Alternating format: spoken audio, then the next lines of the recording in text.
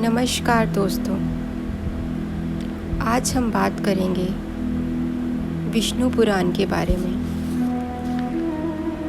जिसमें हमें यह बताया गया है कि अगले जन्म में हम क्या होंगे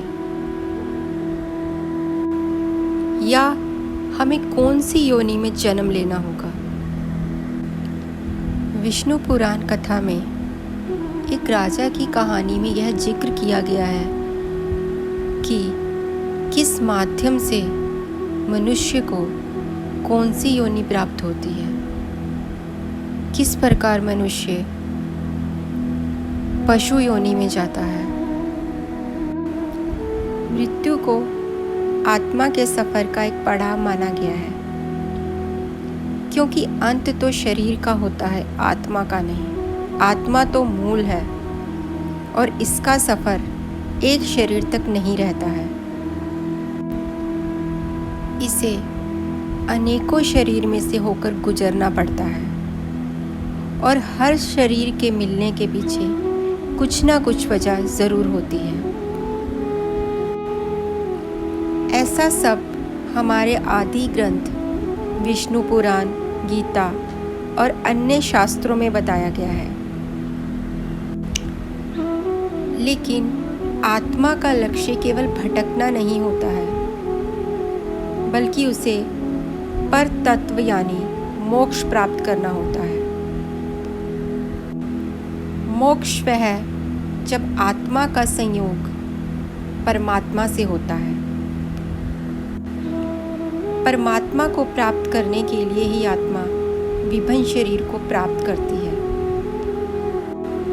परंतु एकमात्र कामना के चक्र में फंसकर आत्मा को बार बार विभिन्न योनियों में जाना पड़ता है।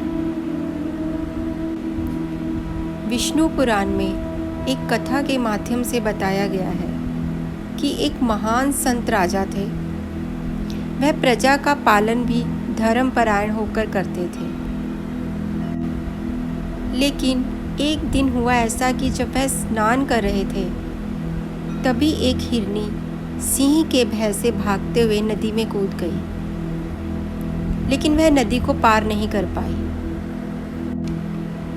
हिरनी गर्भवती थी और जल में ही उसे प्रसव हो गया, अर्थात उसने एक बच्चे को जन्म दिया। और वहीं जन्म के बाद वह मृत्यु को प्राप्त हो गई। राजा को हिरनी के बच्चों को देखकर उस पर दया आ गई और वह उसे लेकर अपने राजभवन में आ गए। राजा ने उस हिरनी के बच्चे की पालना अपने बच्चों की तरह शुरू की।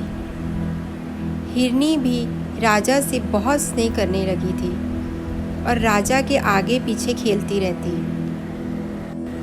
जिसे देखकर राजा बहुत आनंदित होते।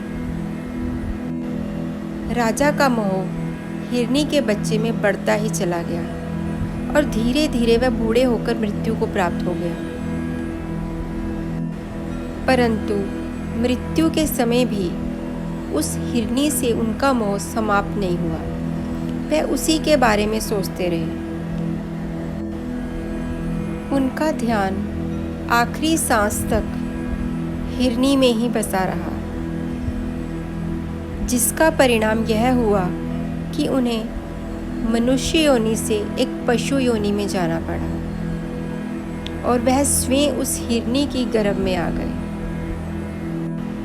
और राजा का जन्म अगला हिरण के रूप में हुआ।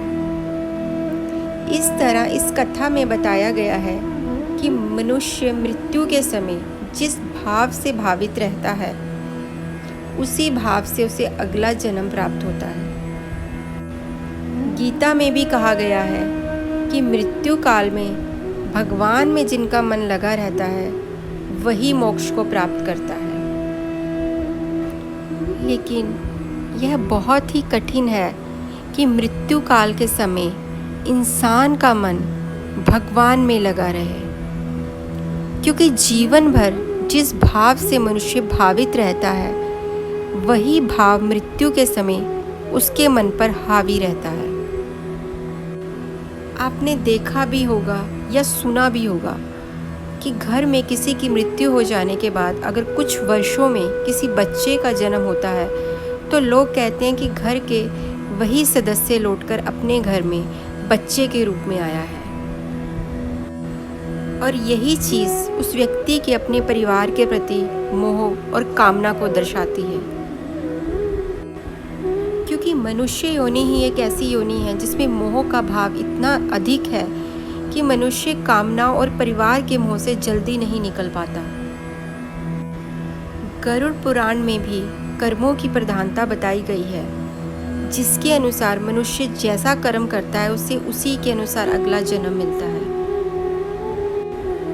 इसी तरह कर्म और कामना, इन दोनों को ही मनुष्य के अगले जन्म का कारण माना गया है। मृत्यु के समय हमारे मन में जो भाव होगा हमें उसी के अनुसार जन्म लेना होगा।